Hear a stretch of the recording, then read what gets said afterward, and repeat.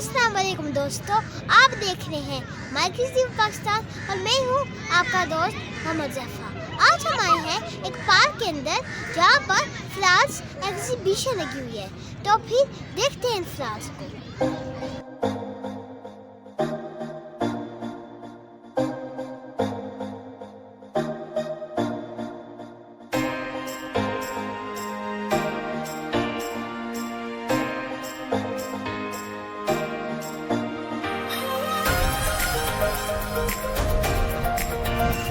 Finally हम flowers exhibition के gate के अंदर पहुंच गए, तो पिक्चर हो चलते हैं।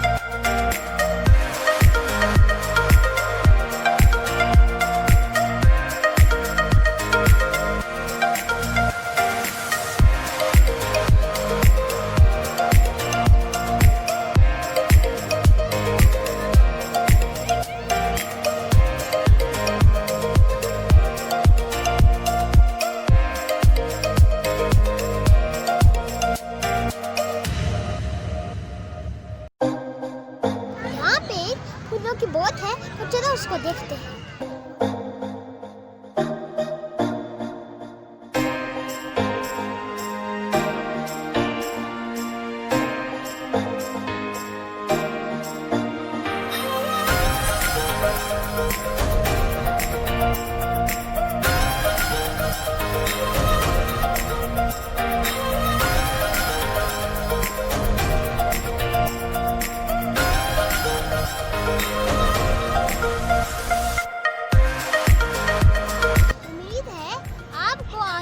अच्छी लगी होगी।